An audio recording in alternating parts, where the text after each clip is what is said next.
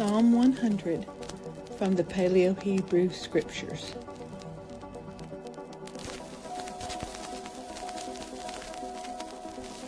Make a loud noise. Shout for joy unto Yahweh the ever-living. Go to him before his face with a ringing cry of joy. Know him intimately and completely, for he, Yahweh the ever-living, is El-Hayam. He has fashioned us, working by labor to produce us, and not we ourselves. We are his people and the small cattle of his pasturing. Go to him, and to his gate with confession, thanksgiving, praise, into his enclosure with hymns of celebration. Cast forth praise unto him, kneel and place a gift before him.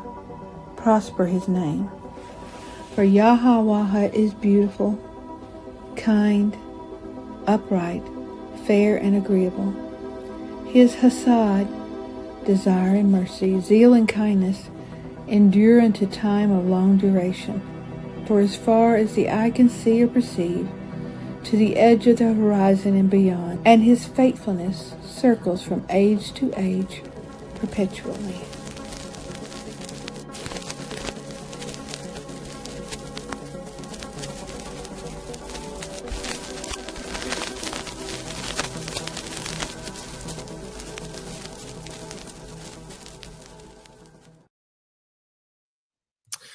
Bonjour, everybody.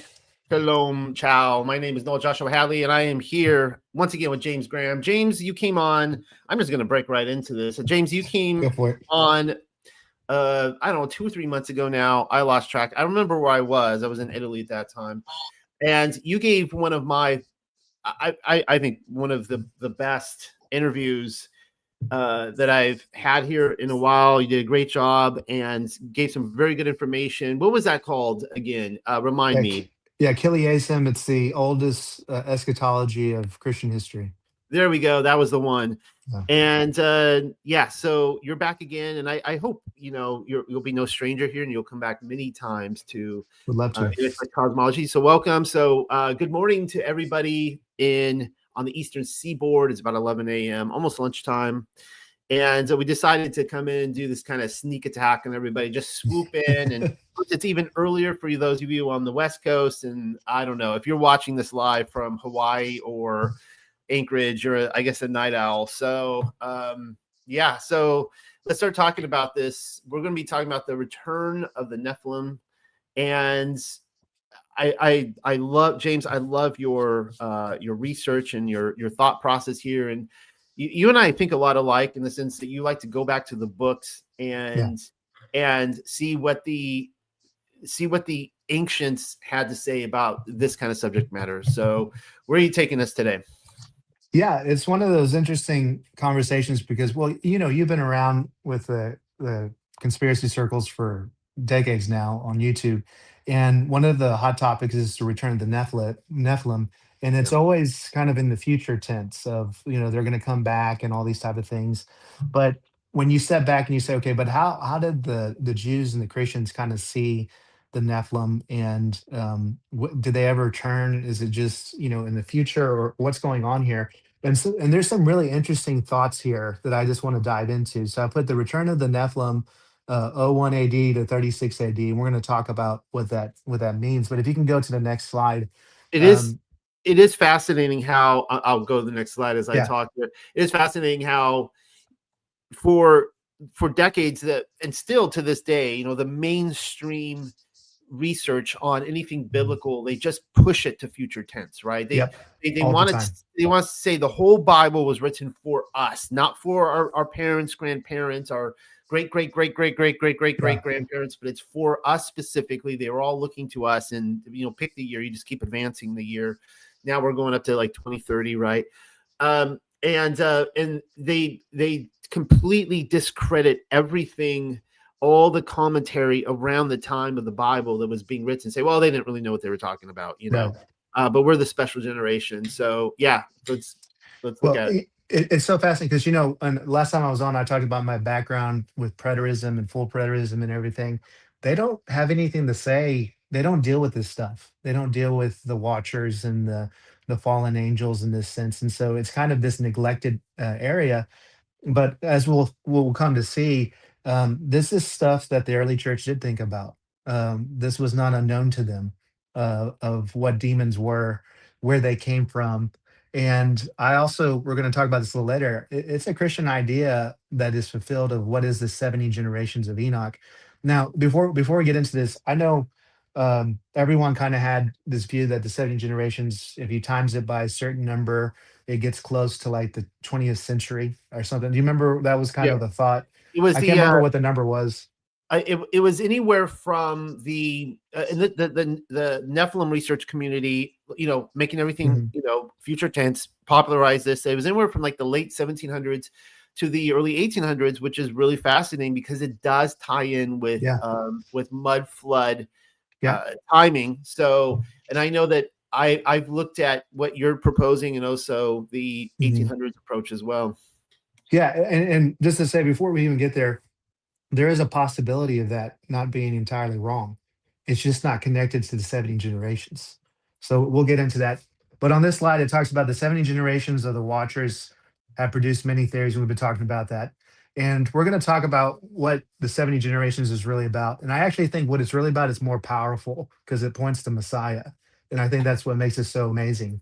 And I'm going to kind of throw out three possibilities. Now, these three possibilities could be possibilities, or they could all three actually be legit and true. And sometimes, we talked about this last time. We get into debates on either or, and sometimes it doesn't have to be an either or thing. It can be both, and that's okay. And if there's evidence for both, then let it be so. Don't try to take one side needlessly.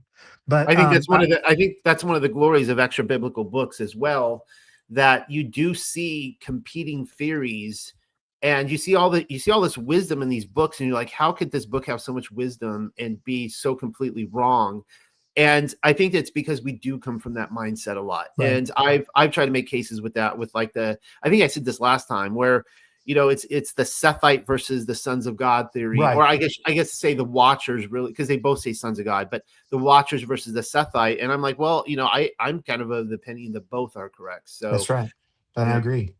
Yeah. yeah. And so I'm going to spend a lot of time at Enoch, but I want to point out a couple of things. And also, I would like to hear some thoughts from you too, because I know you've been looking at this stuff for years. So feel free to chime in, especially if I overlook something. But in First Enoch 10:11 through 12, and uh, basically, God is telling the prophet what to say to the watchers. And we'll get into that on which prophet is he actually talking to. But in verse 11 says, and the Lord said to Michael, go bind how do you say his name? I don't know how to say that. Well, you could Semijaza or Semiyaza, Yeah, or I should Semyaza. say maybe Shemiyaza, but then the paleo would probably get rid of the E's and put more A's in there. Yeah, and if you could drop down to the next slide, I'm gonna read from that text. It says, "Go bind Semyaja and his associates who have united themselves with women, so as to have defiled themselves with them in all their uncleanliness. And when their sons have slain one another, and they have seen the destruction of their beloved ones, bind them fast for 70 generations in the valley of the earth, till the day of their judgment and their consummation, till the judgment that is forever and ever is consummated. Now, what's interesting about this, I'm going to point this out, but it's talking about there's going to be 70 generations after they see this great travesty of their sons killing each other, and they're going to be uh, basically locked up in the valley of earth for 70 generations. And then, if you go to the next slide, this is where it gets kind of interesting. Um, it says in verse 13, in those days they shall be led off to the abyss of fire. Okay, so after the 70 generations, they're going from one place to another location. And this is really interesting because you see this in Jude and also in Second Peter, that the angels that sinned have been locked in Tartarus. So they're talking from the abyss of fire persuasion here. So they were moved, right? So when were they moved? Because it does paint a picture of two different locations. You're going to be here for 70 generations, and then we're going to put you over here in the abyss. It doesn't say that they're cast in the fire. It just says the abyss of fire. And I don't think those are the same things. And it says, and to torment and the prison in which they shall be confined forever. And whoever shall be condemned and destroyed with from them henceforth be bound together with them to the end of all ages or generations, and destroy all the spirits and all the reprobate and the children of the watchers, because they have wronged mankind. Um, and then this is an interesting text because it does seem to imply that at the end of the 70 generations, they're moved, and it almost sounds like they're placed over the fire that they're going to be cast into at the end. That's how it comes across, and I think that's a legitimate question. So the question is when did the 70 occur? Well, there's something that comes up that I'm scratching my head, Noah, and maybe you have some better insight on this. But if you go to the next slide, verses 1 through 3, this whole text starts off with the Most High speaking to an angel to Lamech, who's that's the son of Methuselah, who's the father of Noah, and it says, "Go to Noah and tell him in my name," and he basically tells him this revelation of things that are coming. Now, this is kind of interesting because is this text really talking to Noah? There are some who actually think it may be Enoch. Later on in Enoch, and I'm sure you remember this. Remember when God sends Enoch to talk to the Watchers, and the Watchers try to send him a message to God and everything? Yeah. Enoch brings up a lot of the points that are made in this text, and it almost as if he received the message and he's talking to him. So I would kind of like to bring up why this is a big deal. But is Enoch 10 really addressing Noah? And maybe so, but here's some thoughts to consider. If you can go to slide 7, it says um, Enoch is an interesting text because we don't have a lot of full, complete copies of it. I think, and correct me if I'm wrong, but mainly the full, complete version comes from the Ethiopian Yeah. text. I And think so. yeah, I'm not an Enoch text scholar, just so everybody knows, but I think so. well, I used to be under the persuasion like, oh, they found it in the Dead Sea Scrolls, right? And so I went to find out what they had, and it's fragments. It's not the entire thing, but the fragments that are there do line up with the Ethiopian text, and there's enough to see that there's giants and fallen angels, but it's you're missing a lot of Enoch. So we don't really have a lot of old copies of Enoch. Um, and the problem with that and with verifying text, and this is one reason why I put so much time into looking at different translations and everything of the Old Testament and New Testament, is you can have a pretty good verification process to find out if anything's been altered. Like one of the things we talked about last time was the change of chronology from the Masoretic to the Septuagint, or actually the Septuagint to Masoretic. Yeah. And so if you don't have older manuscripts to validate, people can change stuff. And one of the main motivators to change the chronology of the Septuagint is because the chronology of the Septuagint actually points to Messiah. So whenever you find something that helps point, say, hey, Jesus, he's the one, there tends to be kind of almost a background conspiratorial move to alter things. And so uh, there's logical reasons why perhaps the original Enoch text may have referred to Enoch and not Noah here. I could be wrong, it's okay. But if it's pointing to a prophecy of Jesus, there is motive to alter text. And we've seen that before. So I'm just putting that out there as a possibility. But if you go to the next slide, and I'm not going to read all this because I Well, can't and pronounce. I'm just trying to think before you move on. Maybe you're still addressing this point, but Yeah, what other, if it is Noah? So we'll just go back up here again real yeah, quick, and it says you highlighted there, go to Noah. Do we have any other? Because I've seen that before too, and it does seem kind of, it is. I don't know if I want to say jarring, yeah. but it does seem like there's not context outside of this for Noah. Is there? I mean, have you seen anything that could, any other verses go like, okay, I could see why Noah is supported there, or is it kind of just an obscure one-off? No, because in the immediate context, if you just keep reading down to chapter 15, it's all about Enoch. And if you ever just read the part where he takes the letter from the Watchers, the things that he brings up are stuff that are stated in chapter 10. So Yeah. it doesn't really, there seems like a big disconnect. It And also lines up with the Book of the Giants, which is a Dead Sea Scroll text, which the same thing where the giants and the quote unquote monsters, whatever they are, Yeah. maybe those are the T-Rexes. I don't know. I don't really know. Maybe they're like talking. They had like missiles on them and stuff. I don't really know. But Dino they, Riders. yeah, you never really know.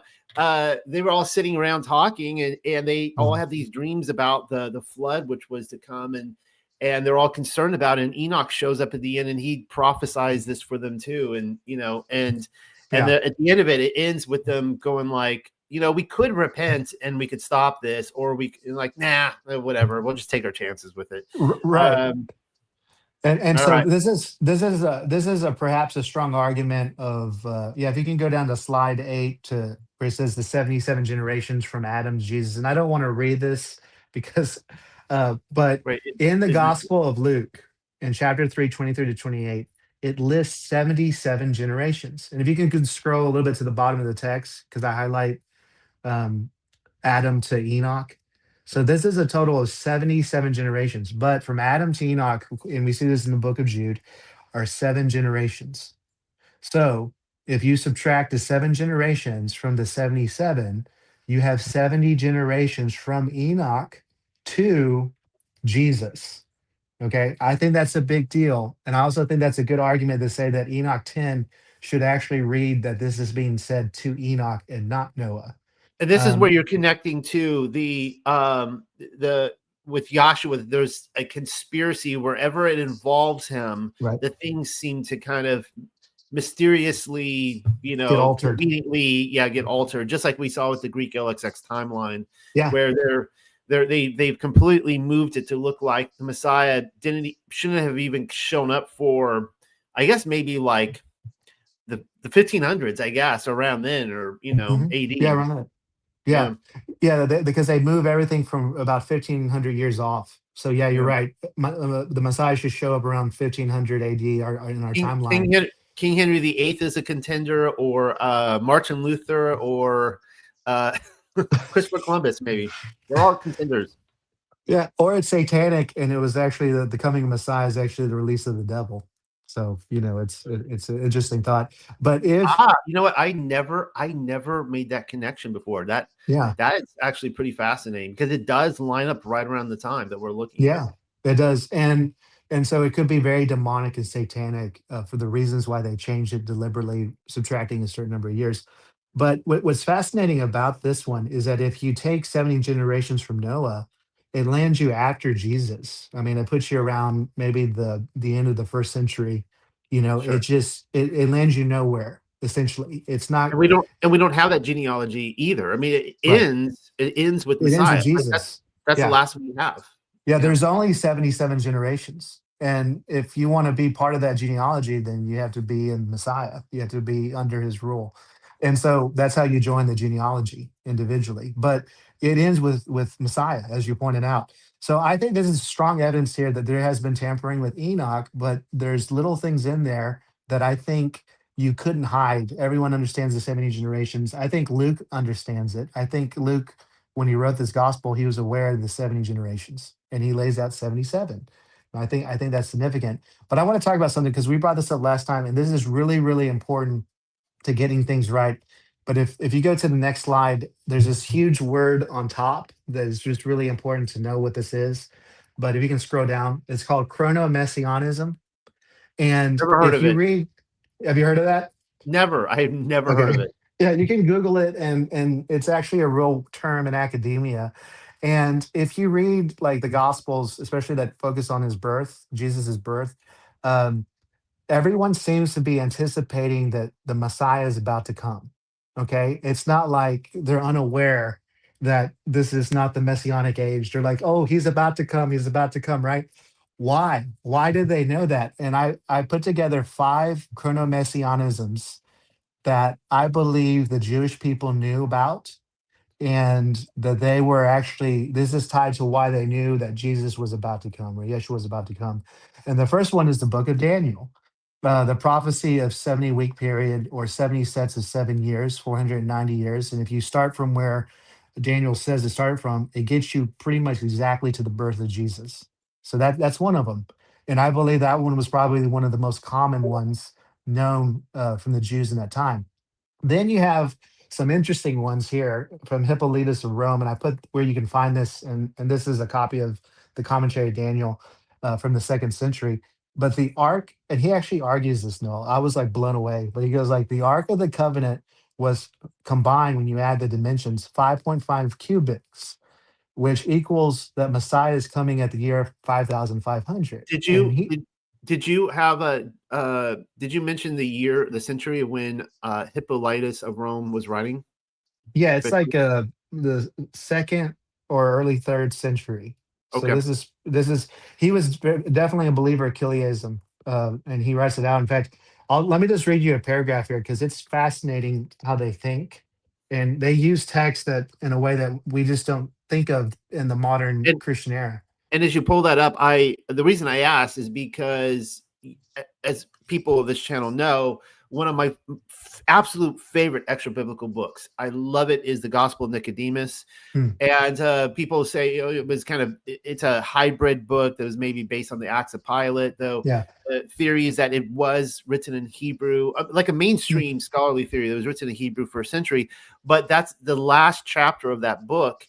It specifically, it's where Pontius Pilate becomes like a PI. He's like a sleuth, and he goes around investigating the resurrection of Christ. And he goes to the temple priest, and they come up and they confess at the end. And it's actually it's a fascinating narrative where it starts out where they don't know who Messiah is. They don't know who Yahshua is, because Satan doesn't know who he is either. Some people will fight me tooth and nails on that point, but that's what the book says, as well as Ascension of Isaiah and those. It says that he would, in his own pride, he would fumble over knowing who he was with all his knowledge.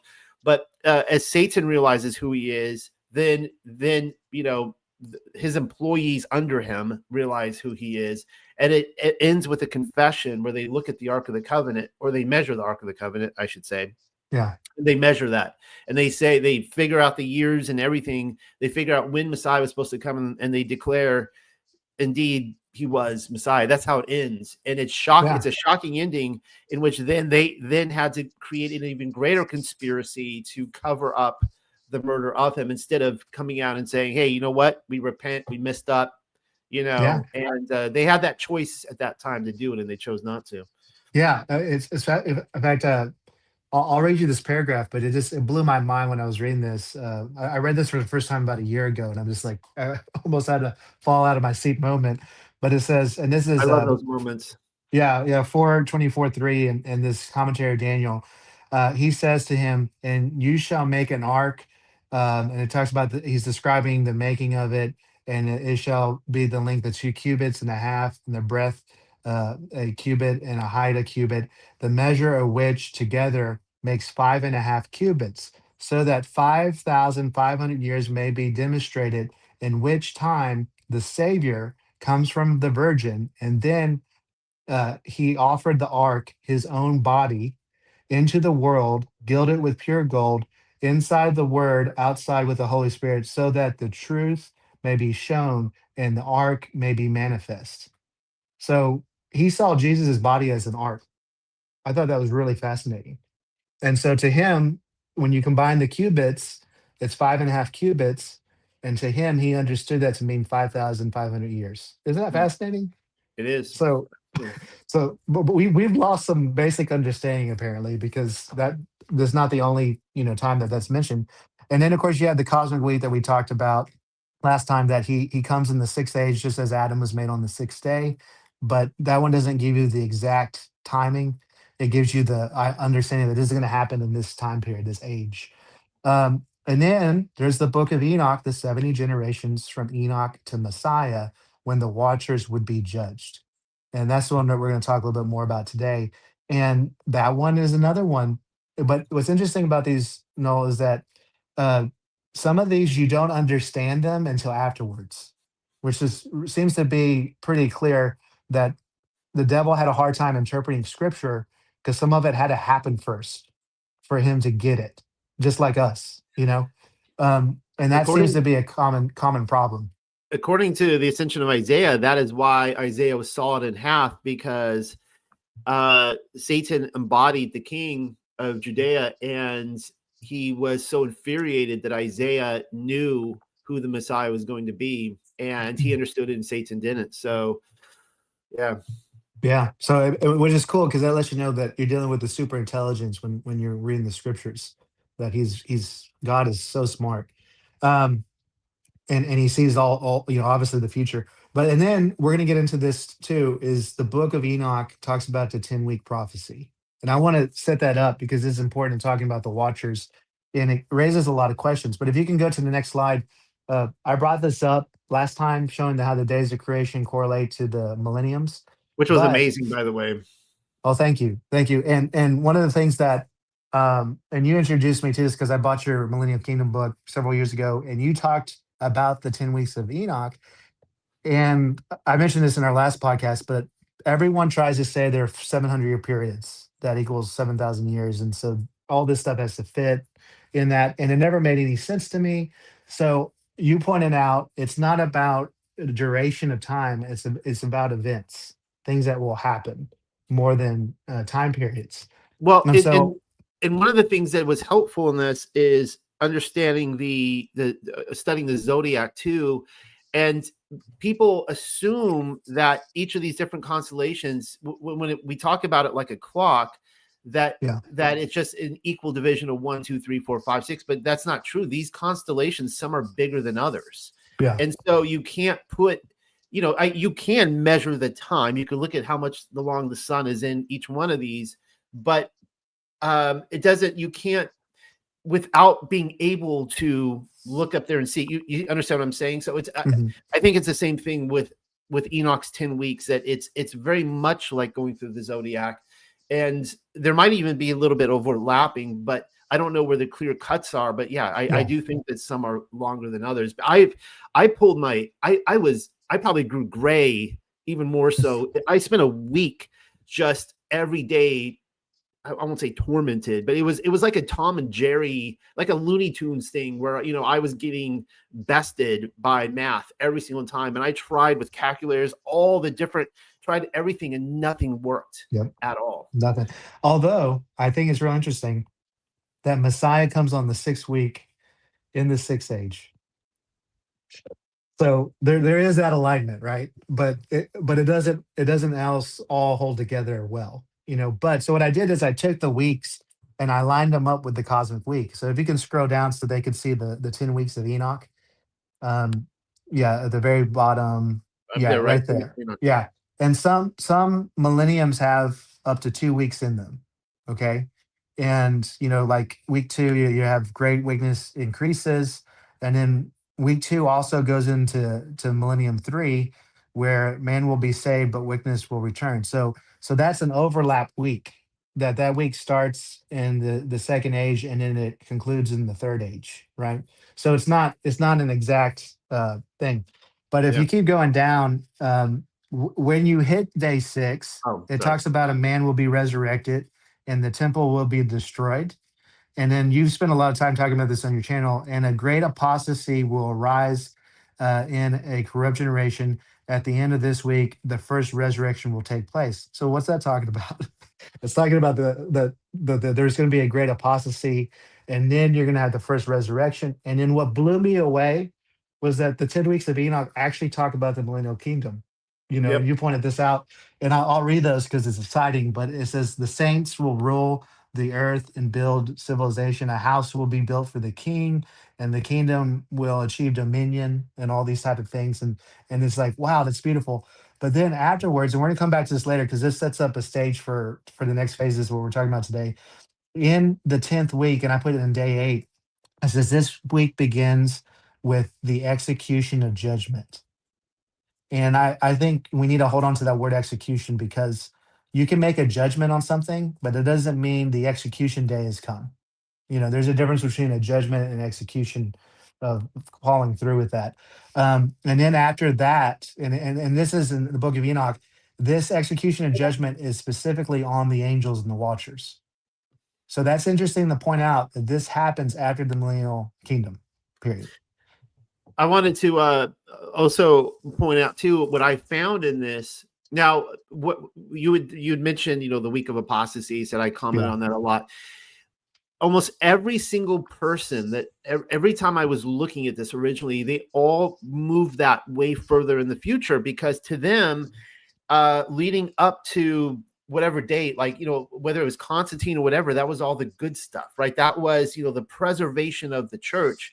And I'm looking at that going, no, that is the apostasy Right. that he's talking about here. The apostasy happened really quickly, very early on, as the Alexandrian church and the church of Antioch is kind of a toss up, according to the research I looked at.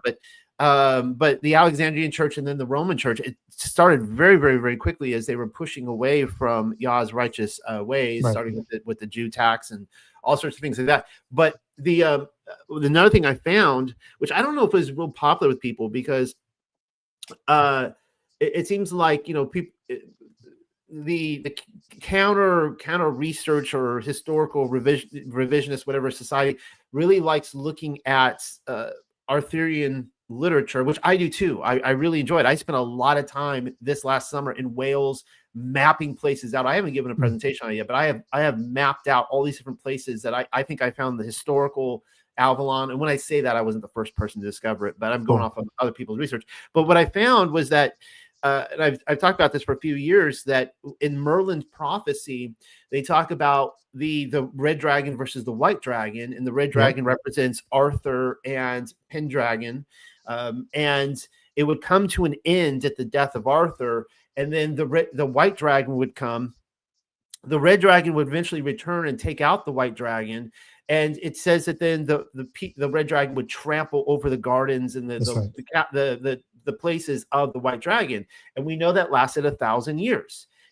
It started with the death of Arthur in 537, and it went all the way to the 1500s, when the House of Tudors raised up the red dragon again and went in and started destroying all the Millennial Kingdom structures, or I should say medieval, if you want, Gothic structures. And I got to go over there and investigate dozens of these places that, I was looking for the original footprint of these places, and okay, this is what King Henry, I could see what they changed, the Church of England and all that kind of stuff. That's fascinating. I love and the research is so important to get this out, because you mentioned what he died in 537 AD. What happened around 536 AD? So I mean, it lines up so beautifully, and that's one of the things that I appreciate about your channel and your research, is we both agree that you can't just take history and throw it out the window.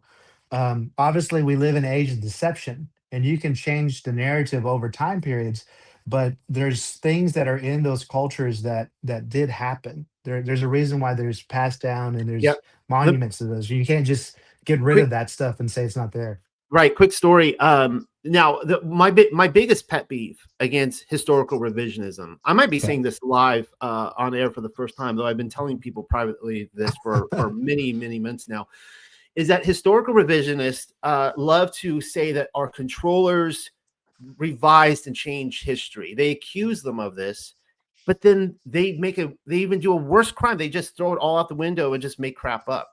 They just will make up whatever they want. I'm like, you're projecting onto people what you're actually doing. And so what I was going down that path, and in going down that path, I reversed course.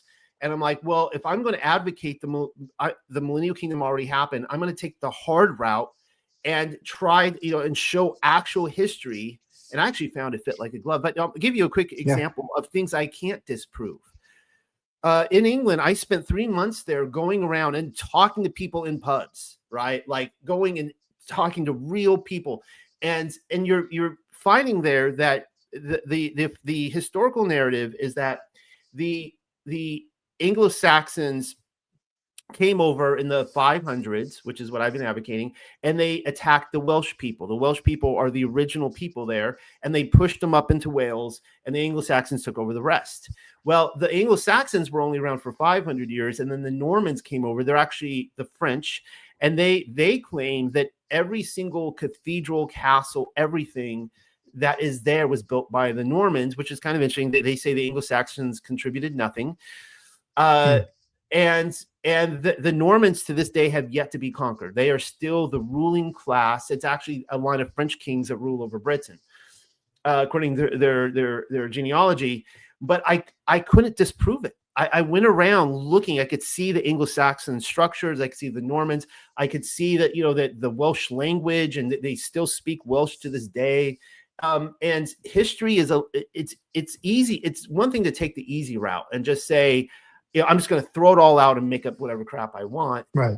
It's a lot harder to actually disprove history. You can find holes in it. You can find, you can see where they fudge the numbers and they move things around. You can do that. But anyways, I'm going on a rant. No, it's well, and that's what we're trying to do, even with this conversation about the Nephilim, is we want to do our due diligence to paint a perspective of history that is not something that we're just making up. And some of it is, I believe in conspiracies and that stuff is altered. I definitely believe that governments who control things can have a alteration of narrative over history. For example, one of the things that I was blown away by is, I'm sure you're familiar with Gregory of Tours, his writings. Yeah, I'm not familiar with And them. yeah, but what blew me away is that his accounts are the first accounts that I've been able to find where the saints start physically manifesting, and doing stuff, and that doesn't occur until the 6th century. And I'm Yeah. like, interesting, 6th century. I wish I had pictures to show you now. It was one of my favorite cathedrals I went to was in let's see, where was it? It was just outside of Pershore. Oh, man, what was it called? It was where King Richard King John was buried there, and King Henry VIII's older brother Arthur, who should have been king, but he died young.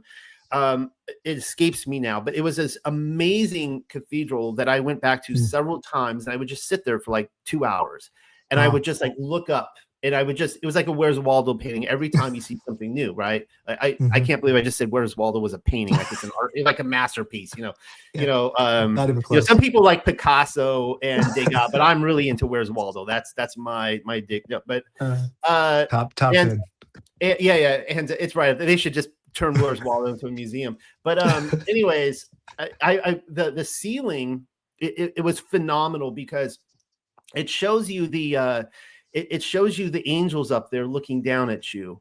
But mixed in with the angels, you will find Abraham, Moses, right? And that just started. You find all these Old Testament saints, but then you find the New Testament saints the up there. apostles. And not only that, you find Saint Barbara, you find Saint George, you find Saint Catherine. You start going down the list, and they're all up there. Yeah. And you're like, oh my goodness, it's the divine council. They are That's right. They are literally up there now. The 144,000 and the elders and all that, they are now the ruling class. They have taken over. The 70 were fired, from their positions, and now they are ruling with Messiah, and they're actually looking down and they're communicating with people. So that was a huge, beautiful revelation that I had in that church. Well, what's interesting, I brought this up last time when we were talking about Killism, is that when the Catholics and Eastern Orthodox kind of took Christianity over, they implemented amillennialism. But they have, especially Eastern Orthodox has, and Catholics do this too, they altered eschatology to say that they were the millennial kingdom.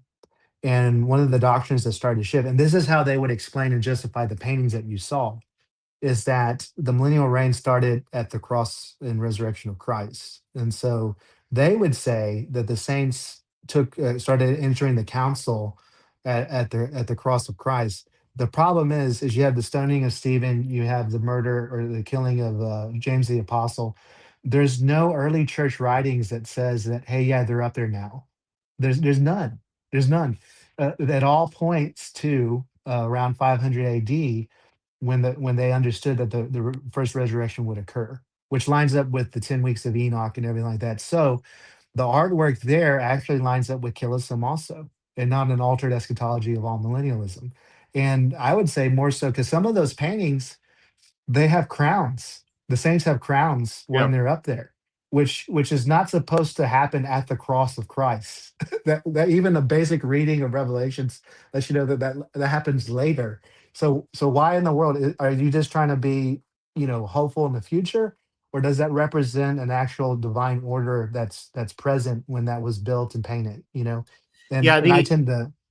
a lot of medieval paintings will show that. And what happened with the cults of Mary, they started taking over in the 1400s. But by the time you get to the Renaissance, so I went to the Vatican this year too. I actually saw the Pope. It was the most brutal day of the entire trip. But just being out there in the sun, and the nuns were just, there were like gangs of nuns, like literal gangs, and they will bowl you over. They were brutal. But they talked about the gangs of Europe, but I'm telling you, the gangs of nuns. But the thing is like with the Vatican, whatever existed, the Vatican in the 1400s no longer exists. They will tell you they built the whole, they tore down what was there and rebuilt everything. And so a lot of the artwork that you're seeing, even in a lot of these cathedrals, I'd look at that and I could just pick it off. I'd be like, okay, that's medieval. That's Enlightenment era. And people would hear me say that, like, where and I actually would have people like following me. I actually had people I didn't know follow me around as their tour guide. It was so fun. And I'm just like pointing things out. But what my point is that with they started putting the crown exclusively on Mary the Mother. And that is something that started happening during the quote unquote counter Reformation. Yep.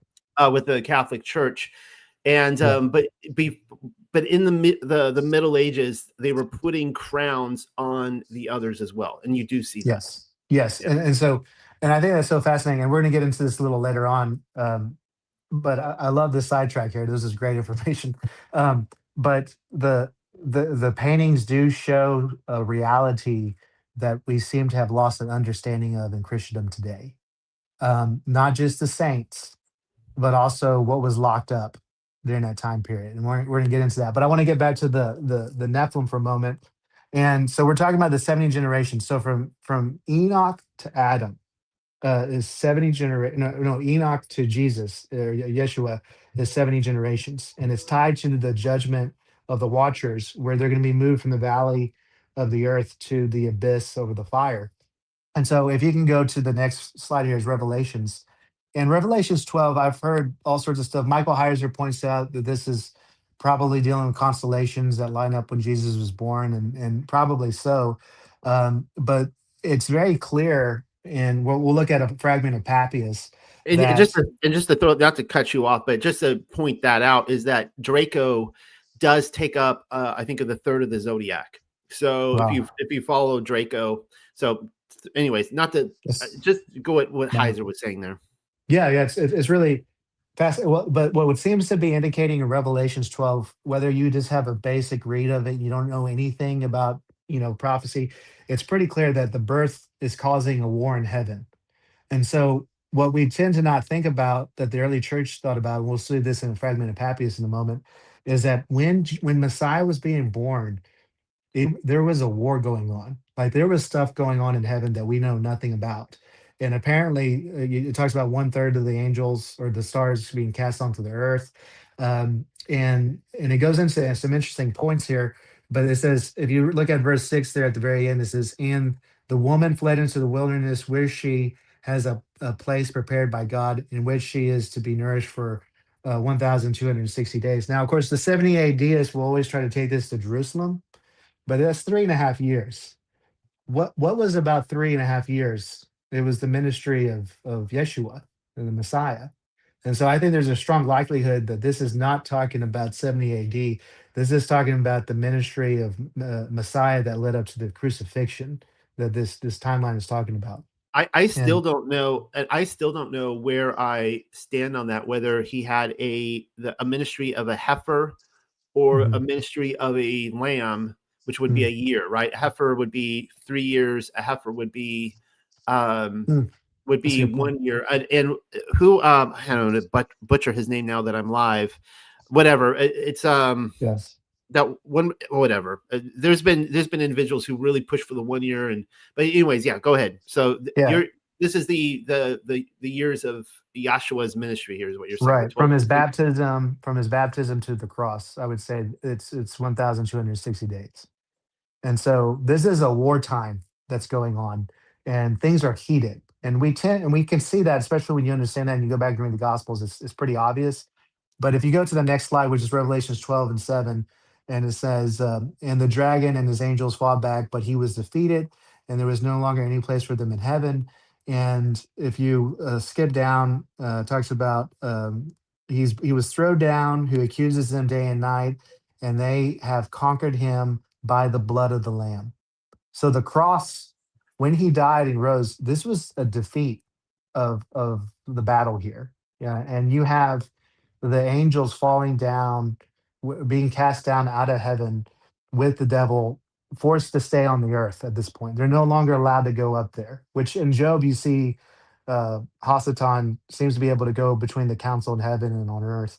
And I would argue that from the cross on, Satan is not able to go into the heavenly jurisdiction. It seems like he is permanently only allowed here. I don't know if you see things differently, but it seems like his designation became limited because of the cross. I think so. Yeah. I think that we are on a new spiritual paradigm. And this is where I, part ways with a lot of the Torah Hebrew root groups out there, because I passed through that too, where I used to be like a diehard soul sleeper, like you die, you're going down unconscious, you're going to like some dream state or whatever, until you hear that trumpet blast, and then you're, either resurrecting to life or death or whatever. But I've completely changed over the last several years, just on the research, on looking at even the Gospel of Nicodemus and others. And I pointed out where by the time you get to Revelation, there's that weird scene where the souls are underneath the altar, and he's like, you got to wait a little bit more time. Yeah. And so there was a shift where I do think Sheol's emptied out now. I do not believe we go to Sheol. If I'm wrong, fine. If I go to Sheol, fine. But I don't think I think the prophecy in Second Esdras, that the Ruach HaKodesh would come for her children, that it would be emptied out in Sheol, and that the non-righteous would be envious of this. And so there's some sort of I don't know if we go to a holding cell in these different reset events, and then we're released to prospective terrestrial paradise or the spiritual realm or whatever. But that's my point. That yes, there has been a paradigm shift, and that includes Satan too. That I do not believe he is able to. He has lost his role of the accuser in terms of the heavenly court. He can no longer go do that. Yeah. So, but he's on Earth, and we'll get into this. Calls him chaos because he's trying to take as many down with him as possible. But if you can go to the fragment of Papias for a moment, and it's so we talked about Papias last time, but he's definitely 100% Killism. He's fascinating because I just kind of have in my mind that they probably try to get rid of his writings during the age of apostasy, because it's really annoying, because he basically would write on the lines of, this is what I was told by John. This is what the apostle said.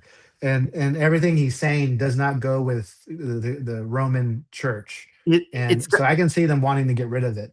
It's kind of funny, but it's not. But so if anybody doesn't know who Papias is out there, we only have quotes from him based on people making fun of him. They're like, look at this doofus Gomer Pyle. This guy's an idiot.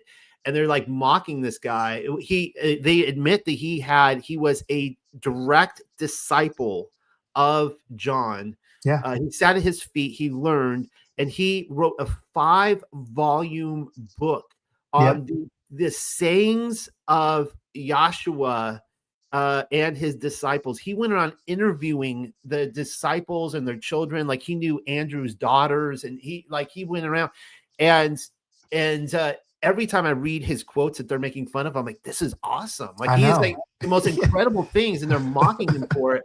And it's a shame that we had 5 volumes of sayings of Yahshua that did not end up in canon, that was completely scrubbed because they didn't like what he was saying. Yeah. And it pulled away. I personally believe it's because there was it's the same way in the YouTube world today, actually, where in the social media world, where everyone is trying to get a slice of the pie, and they're trying to build the foundations on themselves, on what they believe. And so a lot of the early church fathers, you see where they wanted to be the tradition of Peter. The Alexandrians tried it. The Greek Orthodox Church tried it. The Roman Catholic Church tried it. They all were successful for a time, or still are. And so they needed to remove teachings that did not conform to them Correct. because they are the succession of Peter. And so Papias didn't make the cut. Like he was too. Well, anyways, that was a long description, but I love talking about him. Yeah. Well, and he has. It sounds like to me, from what I've heard and what I see in the fragments here, I think the only person who speaks highly of him is like Irenaeus when he quotes him, because he looked up to him as, this is stuff that came from John, and he held up what Papias said with respect. But he seems to be the first person who had a solid commentary on the book of Revelations embedded in those 5 books. And so he's talking about Revelations 12, and he's recognizing, and he makes it very clear that he talks about when he fell. And in the section where he says, Christ came, and the law, which was impossible for anyone else, he fulfilled in his body. And then if you can pull down just a little bit more on the slide, it says, because the death of Christ exposed him to ridicule and threw him to the earth. So Papias is saying that the death of Christ threw Satan down permanently onto the earth. That's what he's saying. And so there's spiritual warfare going on here. And it's interesting. I don't think we talk enough about the war that's going on during the life of Jesus, because it's probably one of the most intense wars in history that's taking place. And we act like it's not happening. But if you scroll down or to the next slide, I want to point out the return of the Nephilim. Really quickly on that too, on that point, Sure. Bartholomew, some people call it questions of Bartholomew. I think it might be a composite of the Gospel of Bartholomew, which was treated as heretical, whatever. That's a different discussion. But in that book, in Bartholomew, it specifically it takes place after the resurrection, when Yahshua is teaching his disciples for the 40 days. And he brings up Satan, and he's actually bound at this time. And Satan is able to walk the earth, but then he's bound all the time too. And so the binding for 1,000 years is it's unique, but it's not. There are a lot of cases throughout Scripture, like where Satan was bound. Actually, all the demons, the unclean spirits, were bound in Egypt during the life of Joseph.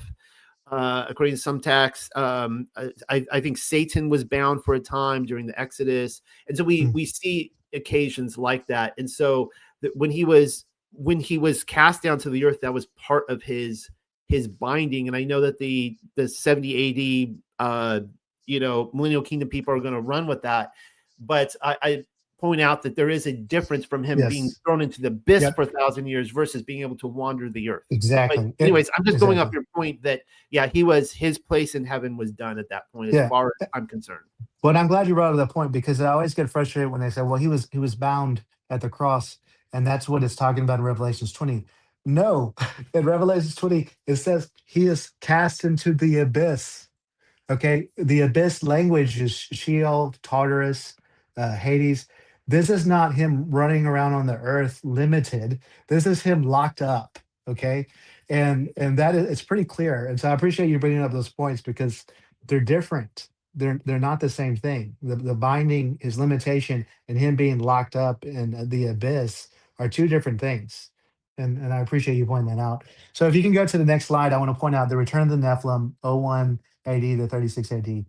His birth is the 70 generation, and it is a declaration of war, okay, against the fallen. By him doing this, he's taking the kingdom back. This is the beginning of the kingdom being pulled back, and this is a declaration of war. Quick question. I know I keep doing this to you, but when you mentioned the war in heaven and Revelation, and you're pointing this to the actual birth of Christ. Now, the future eschatology people will say that's impossible because it's a future book, right? And the war in heaven hasn't happened yet. And it seems like that's what most people are going with, right? But would you say, because you started out talking about how we will sometimes look at a piece of information or there might be like competing pieces of information, and they might, either some of them might be wrong or they could both be right theologically. Would you say, and I'm curious, give me your assessment of this. Would you say there's a possibility that the war in heaven also is a reference to the declaration of let there be light, at in Genesis chapter 1 that there was some sort of a war in heaven at that time over the declaration of the air, or no? Hmm. Well, it's interesting. I've never connected it to the "Let It Be Light." I've always, because of I think it's the Wisdom of Solomon. It talks about for jealousy, the devil. It talks about his motives. I've always thought that the first war, so to speak, started with the creation of Adam, and Okay. on the sixth day, because of what the Syriac, and I think it's the Wisdom of Solomon, implies that the devil was jealous. That, and what sparked it in the context of I think it's Wisdom of Solomon chapter 2, or I can't remember which, um, or you have to go back and look. It implies that they got angry over the first Adam, and what I see in Revelations 12 is they get angry over the second Adam. So I think there's a parallel going Yeah, on here. there's that's definitely a very common Mhm. medieval thought as well. A lot of the texts I've read from the Middle Ages, they push that Satan's rebellion happened with the creation of Adam. And in fact, that's actually what the Quran says as well, which is a Mhm. early Middle Age document. That's a teaching according to Islam, the Quran, that Satan's rebellion, came through Adam. So, anyways, Yeah, go ahead. I didn't and mean to cut and you off. yeah, I don't want to go back to MLK, but I call it Martin Luther King because so much of the MLK or MK movement is very Protestant, so I call it Yeah, yeah, yeah. MLK. But the thing is that I don't think the devil likes it when he walks into a cathedral and he looks up and he sees the heavenly council replaced with the children of Adam. Okay, I think a lot of the artwork you saw of the divine council with the saints makes the devil angry to this day. I think he just hates it because that's what they understood. They realized he's creating a dominion type of figure with Adam, so they wouldn't mess it up. And then when second Adam comes down at the virgin birth, this is this is a declaration of war. This is the beginning of us taking over the council, and that's Messiah, because Messiah is going to be king. So I think those are the parallel. I've never connected to "Let There Be Light." I've always connected it more to the creation of Adam. Yeah, and yeah, it's passage of the division of the light from the darkness, and that there's Yeah. an idea that there was a division. It was a spiritual division as much as a physical Mhm. division. I do think, again, this is off point, but not necessarily, because we're talking about the Yeah. Nephilim. Yeah. You don't have Lilith in this No. discussion, but all my research, of course, has led me to believe that, of course, Lilith is still to this day. I at least assume so. Maybe she was judged back in the day, but I can only assume she's still around, making war against the sons of Adam. And I am where I'm at right now is I think parasites are. Some people say there's good parasites out there, but I don't know. But the parasites are actually part of her war, those Mm. against the sons of Adam. But that's a whole different discussion right there. Interesting. Well, I recommend for people to do intermediate fasting because it helps cleanse your body and stuff like that. Because Well, the stuff you're talking about, and that's a whole other yeah, conversation. and we Yeah, push a lot of that here at Tuck, and yeah, we have yeah, Don puts out some amazing yeah, stuff to kill parasites, and he helps with that. yeah. So That's great. Yeah, there's definitely there's something going on there. But yeah, Lilith didn't make the cut on this one, but that may be a topic for another maybe time. next time. Yeah, maybe next time. But Yeah, she but hit the cutting room floor.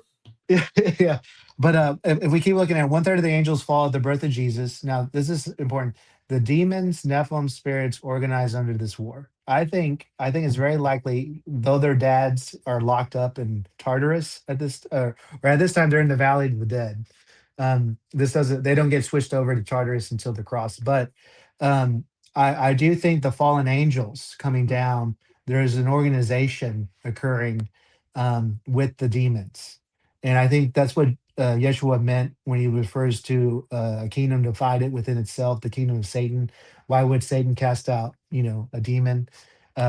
So I think they organize during this time period. And of course, what happens is you have a historic number of demonic activity with Jesus casting out demons. We are legion, for we are many, all this stuff going on.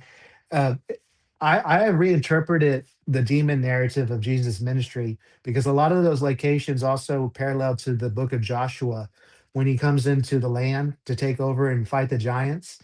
Jesus, the other Yeshua, is doing the same thing. he's also slaying giants, but they're demons. And so that's an obvious Joshua killed giants, Yep. Yeshua cast out demons, right? Yeah, he So was in Og territory.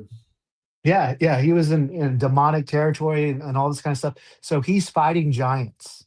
And this is a common sense connector when you understand that the book of Enoch teaches that the demons are the disembodied spirits of the giants. That's what Jesus is doing. He's fighting the Nephilim for 3 years. He's casting them out. And they're terrified of him. They're scared. They literally tremble. This is, the book of James talks about, and they said, please hold back, it's not time, please, they're scared I of him. This I is warfare. I He's could see fighting giants. I could see Yahshua at the beginning of his missionary journey telling his disciples, "You want to hunt some Nephilim? Let's go hunt some Nephilim." Yeah, this is giant slayer. Jesus Yeah. is Yeshua is the giant slayer. And so that's going on, and I don't think we put a lot of thought into this. I know some have, but this is really a return of the Nephilim battle here, and this is what's actually going on. Okay, and the last one is Satan and his angels are permanently cast to earth with the death of Yeshua. 500 years till his lockup. Okay, we talked about the difference of that, but there's about a 500-year period. And no, I want to throw this out because I kind of go back and forth on this. But I just read to you from Hippolytus of Rome about the 500-year period. It seems to me that God is not a light switcher; He's a dial turner. But it looks like the end of the millennium is around 500 AD, but Jesus was the halfway point. The birth of Jesus is 5,500. It looks like there's about a 40-year period of transition into each age. And so you have the year 6000 around 500 AD, but then you have the 36 AD or 536 cataclysm and all this stuff. It looks like there's a 40-year transition period for each age. What do you think about that? I never thought of it in terms of that number. And Yeah. that would be an interesting study in and of Yeah. itself to see if you can find that 40-year transition throughout the different ages. I have noted that there was definitely a transition because you have 536, which was the year of the fire and the cold and the heat and the sun being gone, all this kind of stuff. 537, according to historical documents, the end of Camelot and Arthur. But then you have 541, which was the plague of Justinian, and it's actually a sequence of events, right? I mean, the plague of Justinian happened because of 536, and of course during this time you have the barbarians coming and sacking Rome, and all these things are happening all over the world. With the plague of Justinian, you had almost the entire population of the earth wiped out in like 6 months or something. It was insane how quickly it happened. But then you had, if we're going by official history, you have right after that as well, the beginning of Islam. And there's, with the writing of the Quran based on the teachings of Muhammad, and there's a lot of questions about that. And because we don't have original documents of the Quran where they change at some time, right? We have a lot of questions on this. They're kind of a wild card in all this. But what I can say is that, because some people, there's the popular theory amongst the conspiracy crowd that based on the I can't remember his name. I wrote a paper on him, the Jesuit whistleblower who claimed that he was a project of the Roman Catholic Church based on the Augustine missionary circuit, which I actually went to where he planted his church in Canterbury and as well in Anglesey, which I believe is Avalon. But okay, so my point here is that according to the oracles, the Sibylline oracles, it says that when the kingdom of Messiah comes in, which says with the coming of the Phoenix, which is 500 years after the last coming of the Phoenix, which was in 30 AD, it lines up perfectly. And she gives the whole chronology, how it'll be these Latin kings, which is starting with Constantine and so on and so forth. And then it ends. And she says that when the kingdom of Messiah is ushered in, that it's a rocky start. Like people, even the survivors, who are very few, a lot of them rebellions that they don't want it. And we know that this is the human experience. That's what happened at Sinai. people, when the law was brought down, Paul says this: wherever the Torah is, lawlessness abounds, sin abounds, because people rebel against righteousness. It's what they do. And so he comes down with his righteousness, and they're like, I don't want anything to do with this at all. Yeah. And so that was a rocky start. So it wasn't this smooth, like immediately just buttercups and puppies and butterflies. It was rough getting going, and it began rough and it ended rough. I think the last couple hundred years were rough, and we see the same thing with you had mentioned crossing over the Jordan, that first generation. According to Joshua, that was an amazing generation of people. Like Yah had to cut down almost all of Israel and kill them all because they didn't make the cut. And there was this amazing generation, but then that was the only good generation. And then after that, it just dwindled and dwindled and dwindled into just lawlessness and apostasy. And so I think it was the same thing in the millennial kingdom. It wasn't just all, holding kittens and puppies the whole time, right? It was, it too fell into decay eventually. And we see that too in the medieval record. Yeah. Well, it's something that I'm looking at because I think it seems to me that there's about a 40-year transition period from when an age starts. Okay. Of it really switching over. And I think there's enough evidence there to support that, especially with the birth of Jesus. And then in the 30s is crucifixion. So there's that a time period. And I think that's a reasonable thought, especially when you have Clement adding the Phoenix prophecy from the cross. And then it lines up almost perfectly to 536 AD. So I don't think it's unreasonable. But if you could go to the next slide, and I want to make this point because I think this is in the New Testament. I think it's pretty clear. But 1 Peter 3:18, it says, "For Christ also suffered once for sins, the righteous for the unrighteous, that he might bring us to God, being put to death in the flesh, but made alive in the spirit, in which he went and he proclaimed to the spirits in prison." I think that's the watchers. And I think this is when they're moved into the abyss. And I think he goes down there and he says, you guys have lost. You guys have lost. I think the spirits in prison are the watchers, because they formerly did not obey God. God's patience waited in the days of Noah, and he talks about the ark and all this type of stuff. This is obviously going back to Genesis, 6, this text here. And They probably started putting it together when he started sending a lot of their children back in, or maybe they weren't sent back into the abyss. I don't know where he sent the pigs were cast into the ocean or the water, so that some of them may have gone down there actually. But so I think at the cross, you have the watchers are now positioned into the abyss above the lake of fire, and he goes down there and says, "Yeah, your judgment is real. This is the 70 generations are complete, and this is your judgment." And I think that's what happened. I really do. I think it makes sense mathematically, using the book of Enoch, using the genealogy of Luke, looking at the text that we looked at in the New Testament, how the early church with Papias saw it. All those things connect so beautifully together that I think I have a very hard time saying, no, that's a future thing that's only going to come later in the last days, and that's our future. I think we need to take serious thought to this and say, no, this happened during the ministry of Jesus, the return of the Nephilim and the judgment of the watchers. Any thoughts before we go to the next section? I'm with you there. It's kind of funny through this. Well, first of all, that Yahshua going down to Sheol was a bit of a Trojan horse, because most people just envision that he just went down there passively and ministered to them. But according to Nicodemus, he was taken as a prisoner, like shackled as a prisoner down there. And I hear that, Mel Gibson is, we know he's doing the Passion of the Christ, making the sequel. Too.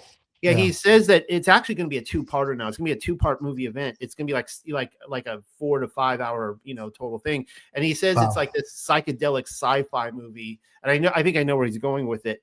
And I guess he says like time travel is involved or something. But it's I don't know if he's going to get into like Catholic theology with that. The idea of the crucifix being like cemented in time of his crucifixion, but the idea is when he was taken down to Sheol as a prisoner, it was like this huge like battle that took place down there when they all figured out who he was, and he just starts, releasing the prisoners and that kind of stuff. So he would have gone down there with as the boss, pretty much, to those to where the watchers were in prison. There was something else I wanted to say, though. Whatever, it'll come to me. Let's just move on.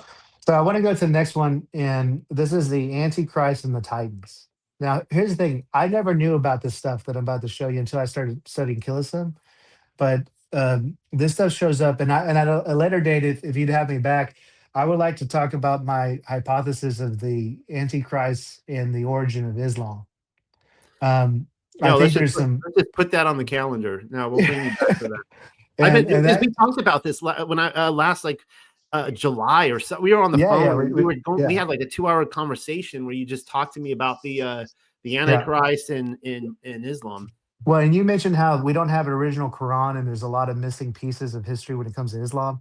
Actually, I think that's a part of history that you can actually move over a little bit on a timeline and it not be that out there, because there's just not a lot of evidence for it. And so anyways, at a later date, I'd like to talk to you, but this is not the Muhammad Antichrist thought. This is actually the teaching of Irenaeus on the Antichrist, and he's connecting it to the Titans. And he has some pretty good thoughts. And I actually don't think that this is a separate idea from my proposition of Muhammad. I actually think they go together quite nicely, but that's a conversation for another day. But if you go, I want to make something that's very important. This is part of my 70 AD research that I've shared with you over the last year. I finally hit me a couple weeks ago that all the Killism believers believed that Revelations was written after 70 AD. They understood that, and so they interpret it that way. That's why they're not putting 70 AD into everything under Revelations. They see it as, okay, 70 AD happened, and this is now what's coming. More of that. And so the way they interpret this is going to make every full preterist angry because of the way they're using the text. They don't see those as the same like a full preterist would. But real quick, and I don't want to get into a lot of details here, but I do want to read this, the first section. If you go down to Against Heresies, written by Irenaeus, and I want to read the first sentence here. It says, "Then he that shall come suddenly, claiming the kingdom for himself, and shall alarm those who I have spoken of, having the name in which is the aforesaid number, him they must know to be the abomination of desolation." Now, this is what's so common with Killism. It's also in Hypothesis of Rome and various other writers. They did not see the destruction of 70 AD as the abomination of desolation. And I raised this point last time I was on. They see the coming of the Antichrist going into the temple in Jerusalem as the abomination of desolation. Now, some Killism mention the word rebuild the temple, and then others like Irenaeus that you're reading right here, there's no mention of rebuilding a temple. He just goes to the temple. And I think that's an interesting note. And that's why I'm frustrated, Noel, with when did the destruction of the temple happen? We know it has to happen before the apostasy. So there's that because of the 10 weeks of Enoch, but it's confusing as can be. Like Barnabas, he talks about the temple in the past tense, but then he almost talks prophetically of it being destroyed. And use similar language as Clement in the first century of the temple in the present tense as well. And so Barnabas is confusing. Clement does speak about it in the present tense, and I have specifically noted on that. And I think Barnabas, though, with that could be a translation issue, because a lot of these translators, Barnabas is in my opinion, one of the more butchered texts by a lot of translators, and I have seen what I think is a legitimate translation, and because people love to use Barnabas as a lawless, anti-Torah guy. But he's been used for that propaganda. But I saw a translator that brought one forward where he's like a totally pro, Torah guy.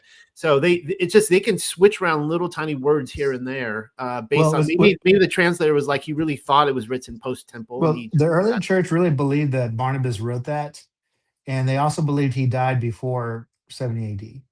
Okay. So that also, how in the world is he writing a letter about the temple being destroyed in the past when there is present tense? And according to the early church, they believed that was the real Barnabas, and he died around 63 or in the 60 era. So I go back and forth, but like I said, the study of the 70 AD research is very just, it's all over the place. But there's consistency with the church fathers of the abomination of desolation being connected to the Antichrist. And that seems to be very consistent.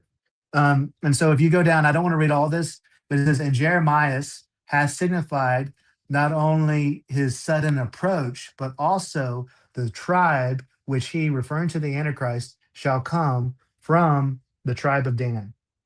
And he's quoting Jeremiah there and everything.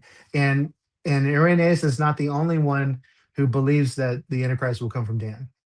And so I don't want to read the rest of it, but if you can keep going down to the next one, this is where it gets really weird. I don't want to read all this, but Irenaeus makes a claim that the name that 666 is actually a form of the word Titan that's not currently being used. And this particular form of the word Titan adds up to 666. And also in the same book, in about a chapter ahead of time, 666, Irenaeus also proves equals the year 6000 using his idea of math and everything. So to him, 666 equals the year 6000, and the name that carries 666 is Titan. Okay, so the Antichrist, according to Irenaeus, shows up around 500 AD. That's what he's saying. Okay, or probably closer to 536 AD. But I think that's very fascinating. Okay, so this is not 70 AD thinking. This is the end of the age and the beginning of the millennial kingdom context that he's talking about. The Antichrist comes right at the end of that transition. So if you can scroll down. So you've Go had ahead. time, and if you're going to answer this tonight, that's fine. Yeah. We can just keep going. But you've had time to think about this. When you think Titan, do you have anyone in mind? Yes. Well, specifically from the Enochian text, it's hard to say. You could argue some what's the name of the leader? Well, Azazel, Is and there's Semeiza as well, Yeah. Semeiza was the actual one who kind of got the confederacy of watchers to make an oath together. Yeah. But then Azazel is kind of a wild card, and he's in there as well. It would not be a surprise to me if it's the leader, because what the Antichrist does is very much like what he round up the angels to do, in that they form a false religion in a kingdom against Messiah, essentially. So there's a lot of similarities. So I wouldn't be surprised. But check this out with Irenaeus. So if you go to the third part here, when I saw this, I was just like, what? But he goes, but now, and this is towards the end of this paragraph, but now since he was and is not and shall come up from the abyss. And he's talking about the Antichrist. Okay. And so he's from the tribe of Dan, and he comes from the abyss. And notice this, and go to destruction. That word is very important, that he connects to the abyss, because if you go to Revelations 9, what's the name of the destroyer? Apollyon comes from the abyss. So the destroyer coming out of the abyss in Irenaeus' mind is tied to the identity of the Antichrist. So he's claiming that the Antichrist is actually one of the Titans from Genesis chapter 6. That's what he's saying. I think that's incredible, but that's what he's claiming here, is that at least one of the Titans is going to come out and for a showdown here and lead the mankind into an apostasy. In your reading of, and I think it's important, with each of these individuals, like Irenaeus here, to kind of speak for themselves. But in your reading, did you see, because someone just asked a question, I think it's a fair question. I think other people watching this will have this question. This is one of the reasons I put together longer videos, because when you do like the 20-minute videos, people have like more questions than answers, so someone just said Rob Skiber proposed him to be Nimrod. He was actually in my mind, because Nimrod became a type of Nephilim giant. But someone asked, so who is Messiah? I'll throw his question up here. It was a fair question. So who is Messiah talking to when he says, when you see the abomination of desolation? Do you have a thought on that, or did you see maybe contrarily Irenaeus address that? Yeah, so it's interesting. So there's several abomination desolations. There's the one of Antiochus, the Maccabean.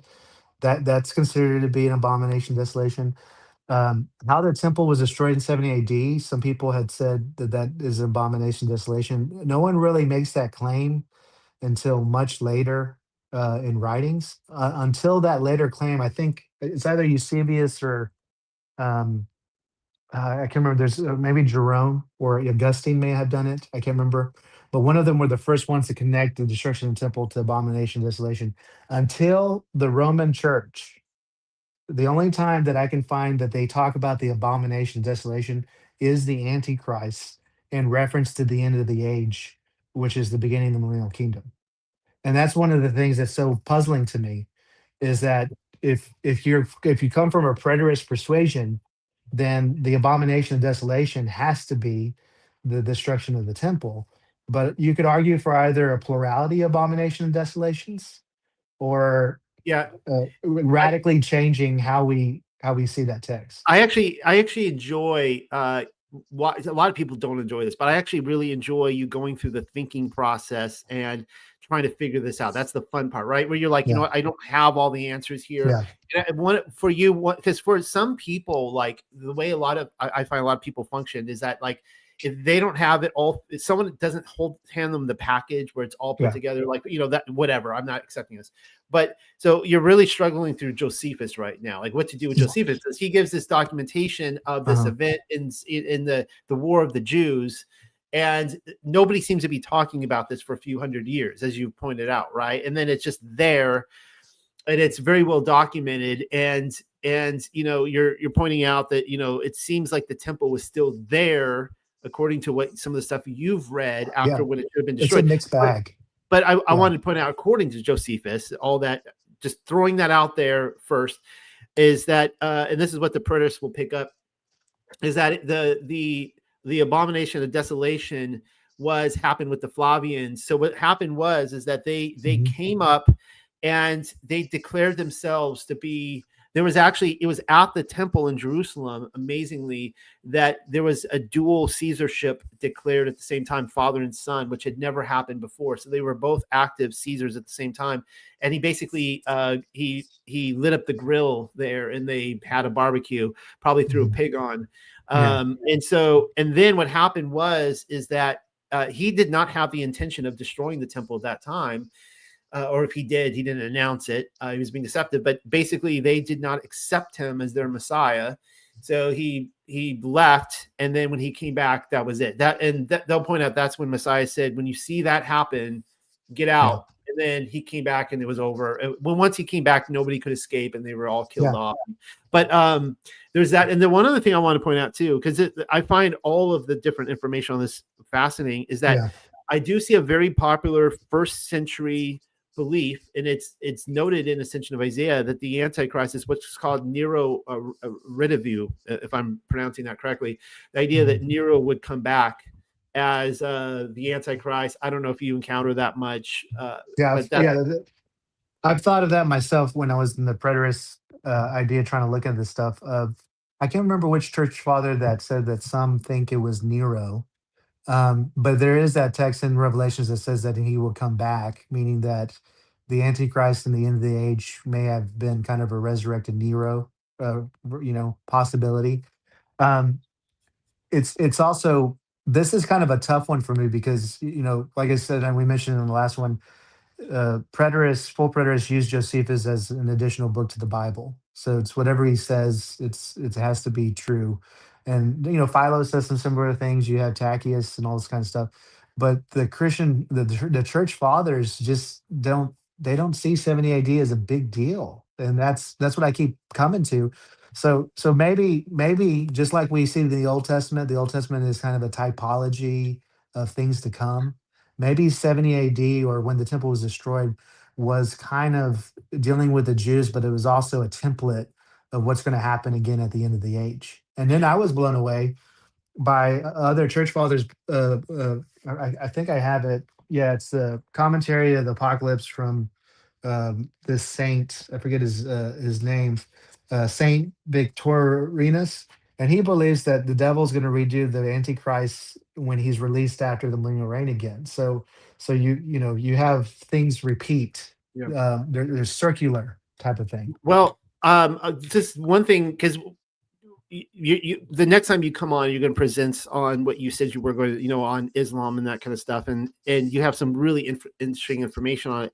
One thing that really fascinates me about the early medieval chroniclers and historians is that they talk about history in a way that historians no longer recognize that as history.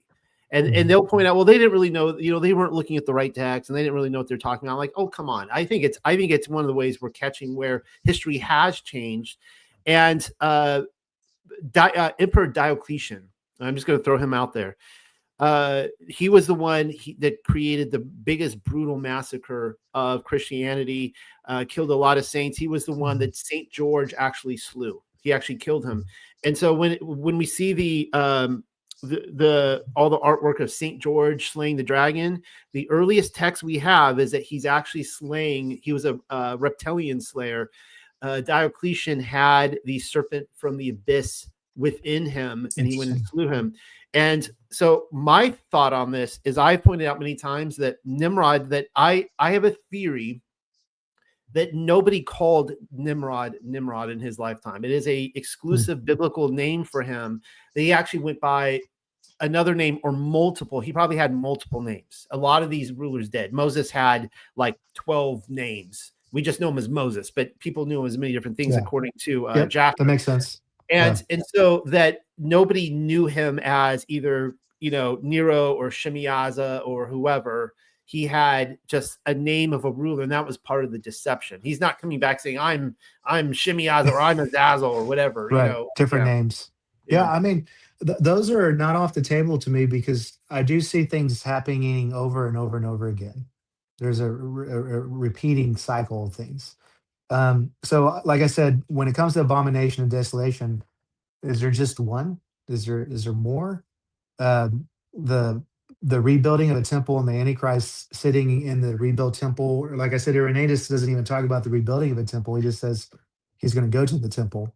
So it's interesting. And in fact, if you look at the very last section of Against Heresies, book 530, verse 4, let me read that. It says, however, when the Antichrist shall have wasted all things in the world, reigning 3 years and 6 months, and shall have sat in the temple of Jerusalem. Okay, so that to him is the abomination of desolation. Then shall the Lord come from heaven in the clouds, in the glory of the Father, on the one hand, sending him and his subjects into the lake of fire. Now that would be the false prophet and the beast. We know for sure in the lake of fire according to Revelations. But it says in his followers to the lake of fire. And then if you keep reading on the other, bringing with him to the just the times of the kingdom. This blew me away when I read this. The rest, the seventh day sanctified.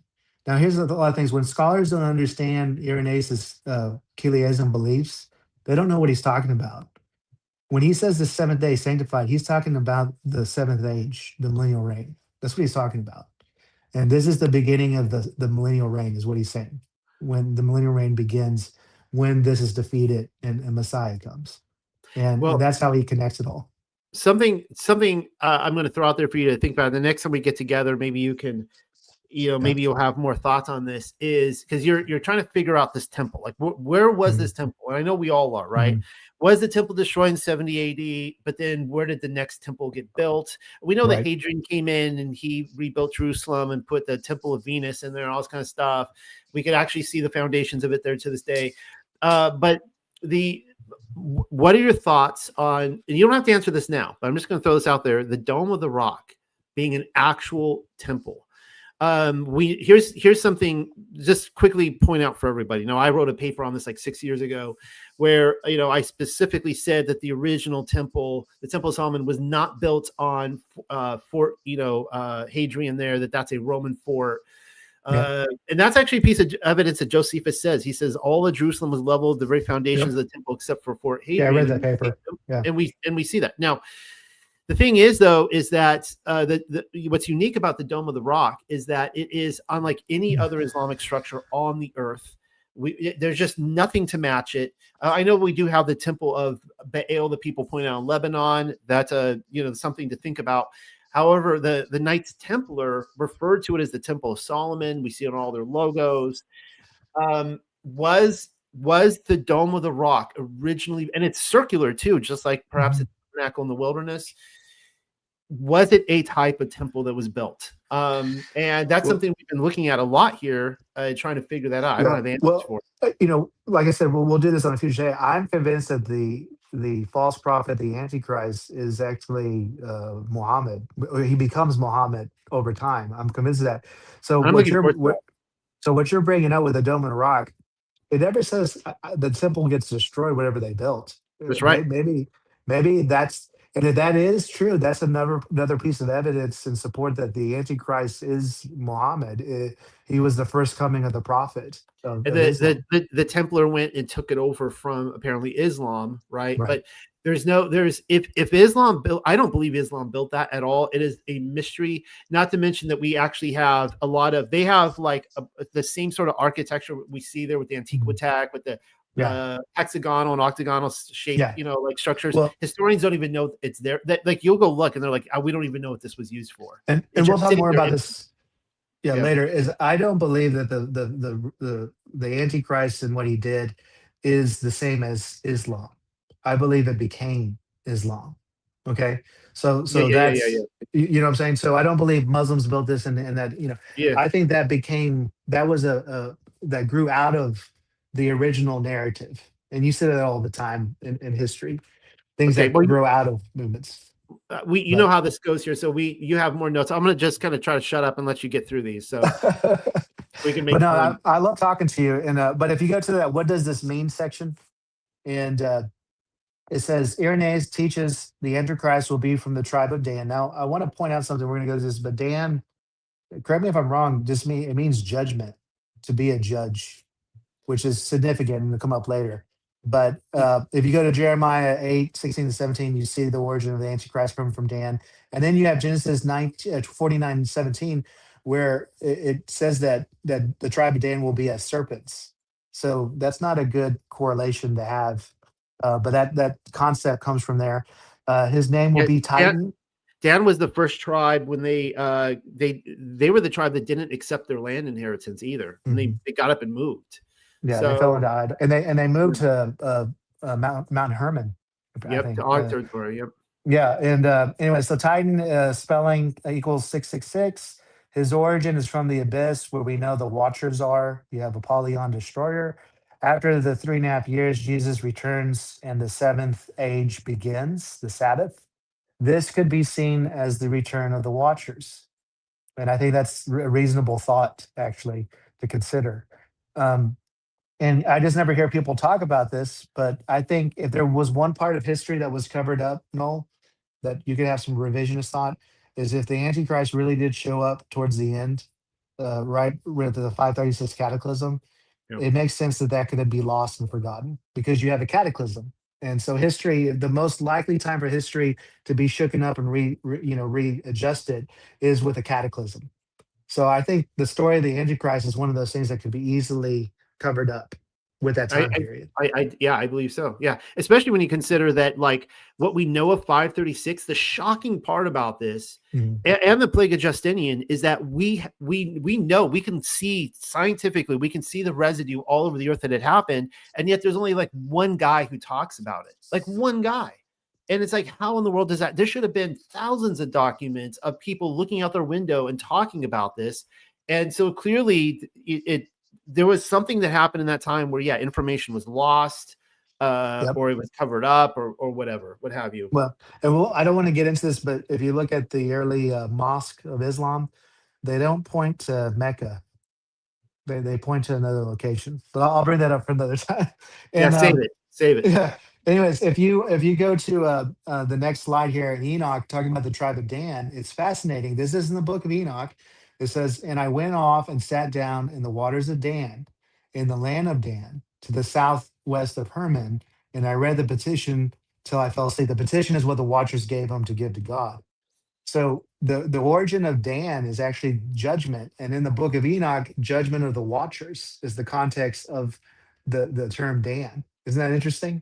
Yeah. So if Dan is first understood with the judgment of the watchers, then for Antichrist to come from Dan is prophetic in what's I've going on here. I've never that is an amazing connection because what you just mentioned is one of the reasons why a lot of historians will or scholars will say that the book of Enoch they won't say it's a hoax, but it's a fabrication. It's pseudo, that it was written in like the 3rd century BC or something Mhm. like that, because that passage right there, they're like, well, Dan didn't exist when Enoch wrote this. Now, I've pointed out in the past that it could be a part of, Nehemiah's, or Ezra's time period where he's, they're rewriting all Yeah, scripture at that time, and right. that they inserted in at that time. But that is I never picked up on that as a connection, as a prophetic connection to the Watchers. So that's Well, that's the first time I've ever heard context for that. and then based on what I just point out to you, it's pretty obvious to me that Irenaeus knew about Enoch. I think he refers to Jeremiah when he makes that statement, but there's just too many things he understands that are Enochian for Hmm. him to not have known that also Enoch went to Dan to basically deal with the judgment of the Walters. And Dan means judgment, but the first Dan is the judgment of the Walters. And then the final Dan for the tribe of Dan is the Antichrist that then brings about the judgment of the Watchers. So you have this perfect, book cover to the judgment of the Watchers there. So it's something to think about. But I don't I understand that argument, but I also know that God is incredibly prophetic, and so He uses things. And like we were talking about earlier, there's circular things, Yeah. and so if the tribe of Dan became demonic, they got caught up in idols, and they go to Herman, then they're going off course and they're going off direction. I don't think that's a far fetched idea, but I'd rather believe that, and it makes more. There's so many parallels and line up with what Dan's history is to then say, well, someone just wrote Enoch and wrote that in there. No, I think this is prophetic.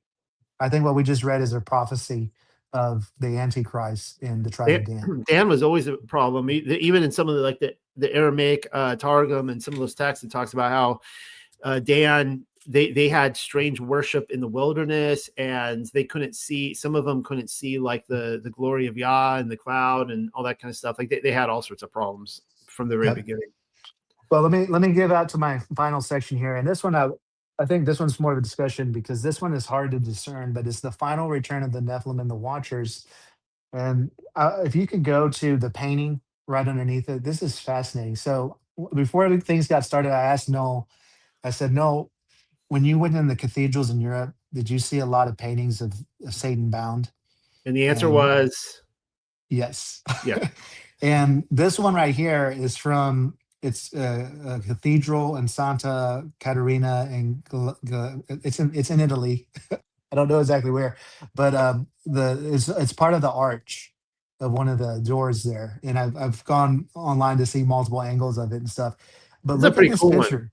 I haven't seen Yeah, anything this like this. This is pretty cool. yeah, this one's in Italy, and this one is mind blowing to me because it's called Binding of Satan and the Judges, and the judges could be the saints possibly, but look at the angel has a key to kind of this grave capstone, and underneath it are Satan. It looks probably one of the red dragons there.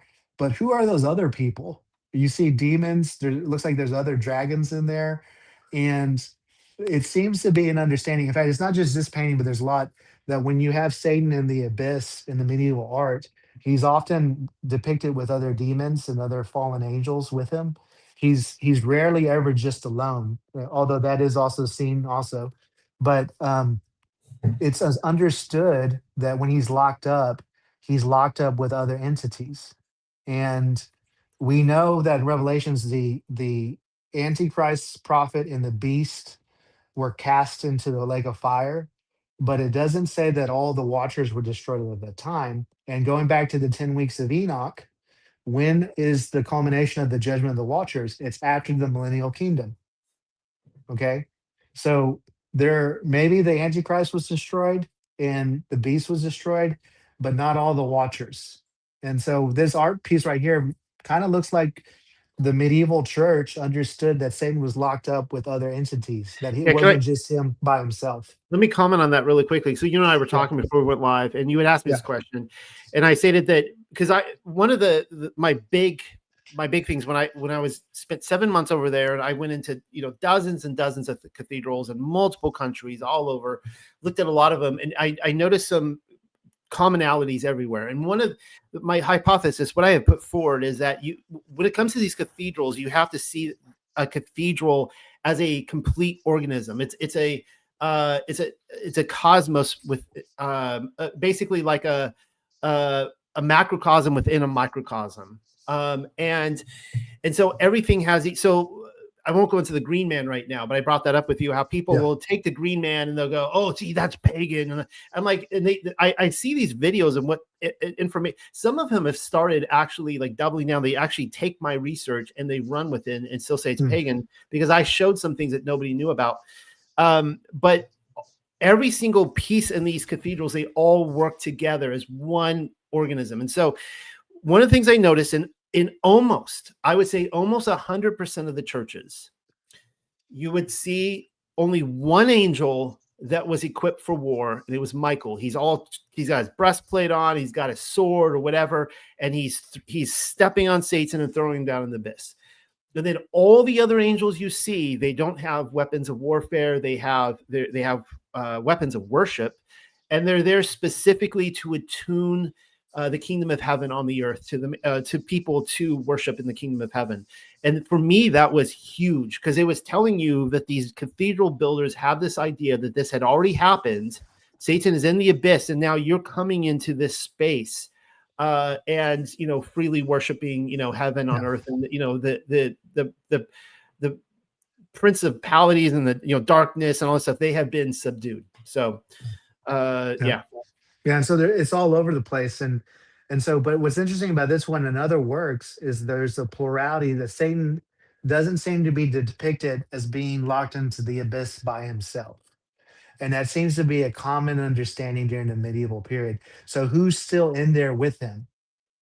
I think it's some of the Watchers. I don't think all the Watchers were destroyed with the Antichrist, because if you read Revelations, maybe in the way that Irenaeus implies it, it seems like only one of the Titans gets out that becomes the Antichrist. That's a possibility. Like I said, these are hypotheses, but it's an interesting thought.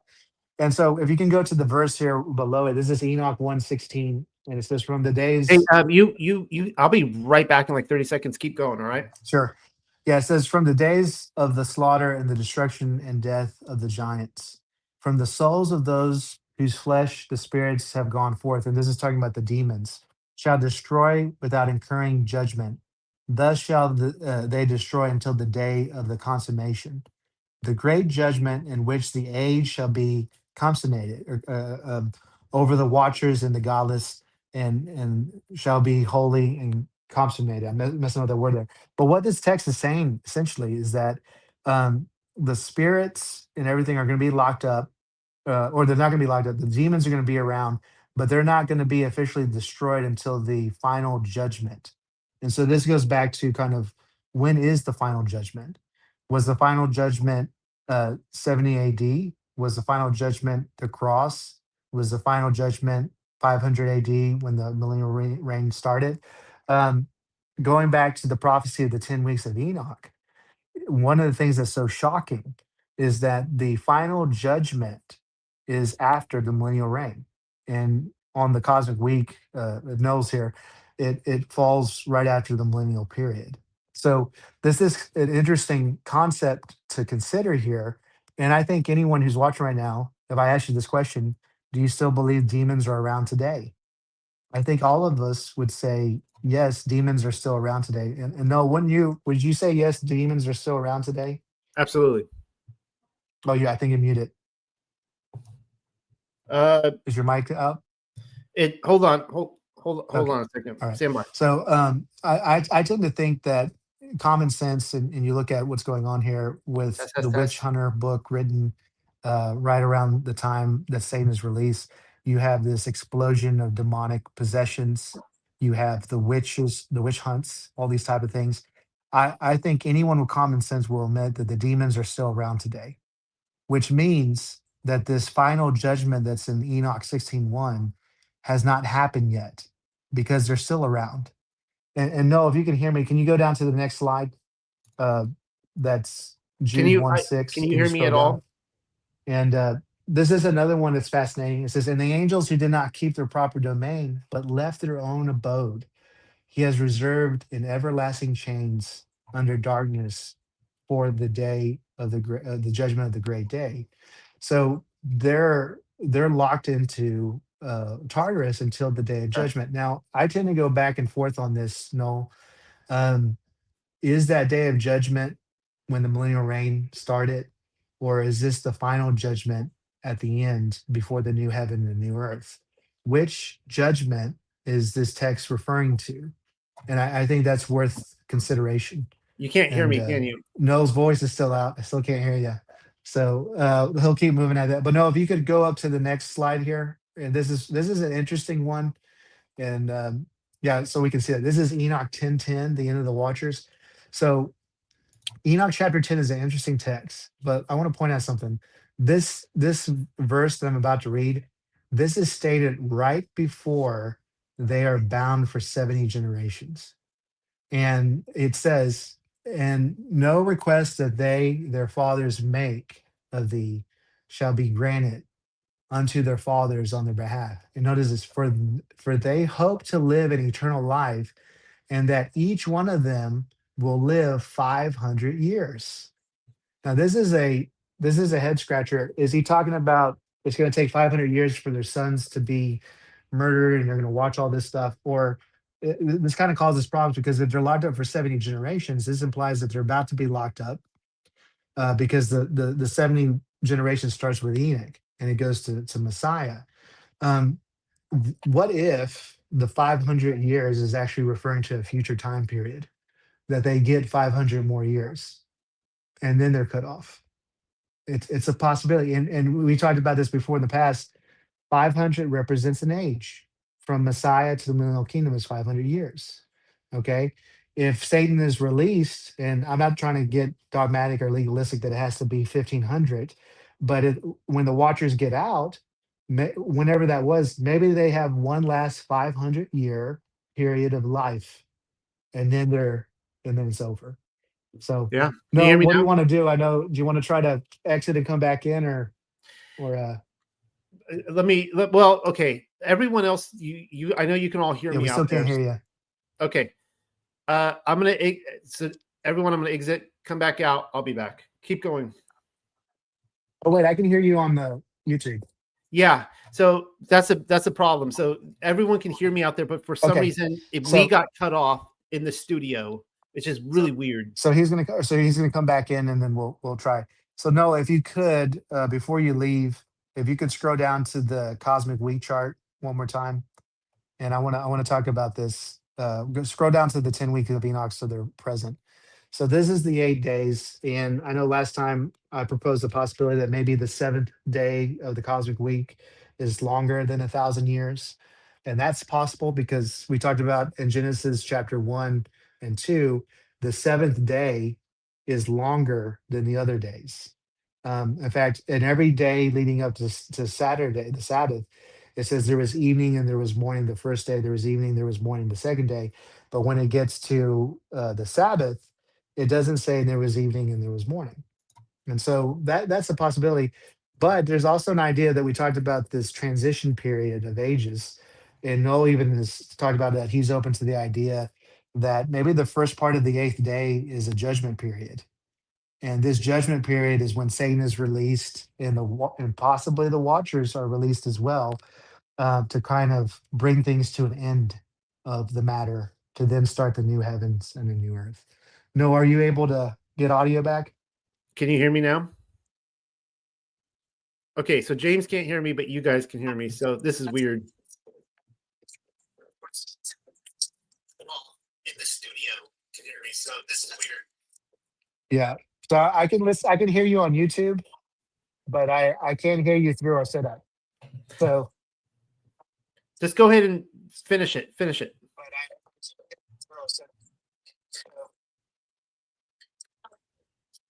Okay, I'm gonna go ahead and finish it. So there's like a 30-second delay there. So okay, let me go ahead and finish it up here. So I wish I could hear what Noah had to say about the 500-year idea, but it is an odd statement in Enoch. I'm not offended if it's just referring that they're going to stick around for another 500 years and watch their sons kill themselves, but it kind of causes a conflict with the 70 generation idea that if they do wait 500 years, then they're not going to be locked up until later. So if it starts with Enoch, that means that this 500-year thing may be a prophetic statement referring to the last days in which the watchers are actually allowed to come out for 500 years. And if that's so, if they were actually released with the devil, I know Noel can't interact, but he did an excellent video a while back where he talked about craters. There's about 200 craters in the world, that those aren't necessarily created by impacts, but by, I forget the technical term, of explosions that come out. But the number of those craters is almost the same number of the watchers. So I always thought that was an intriguing idea from a geographical location, because often non-believers will use those craters as evidence against the biblical concept of time and history. But I thought that was a real fascinating idea. I'm not opposed, and I'm actually more open to the idea now, doing some of the study, that not only is Satan released and the demons are still here, but that the watchers may very well be out again and working with the devil in this last final judgment before they're all going to be destroyed, and then you have the new heaven and the new earth. So no, I'll end it there. This is pretty good timing. It's before noon, but if you want to go ahead and close this out. Okay, James, I know you can't hear me. We're on a 30-second delay, but that was a incredible presentation, and I don't know. Now I'm hearing the echo. Here, I'm gonna mute you real quick. That's okay. I'm gonna mute James real quick. James, that was an incredible presentation, and it's a shame that it ends this way, that we can't go have a back and forth with each other. James, we're going to have you back on again. The next time we're going to talk about Islam and the Antichrist, I think. And this is a conversation that James and I started several months ago. So I'll be really excited to see what he digs up. And also, I did talk to James beforehand. Hopefully he doesn't mind me saying now, because we've been talking about this the last few months. And I'm hoping James is going to start a podcast with the Unexpected Cosmology, and he's looking at maybe January, putting out a couple here and there. So hold on. Okay, James, you're calling me. I'm just going to end it right here. So hold on.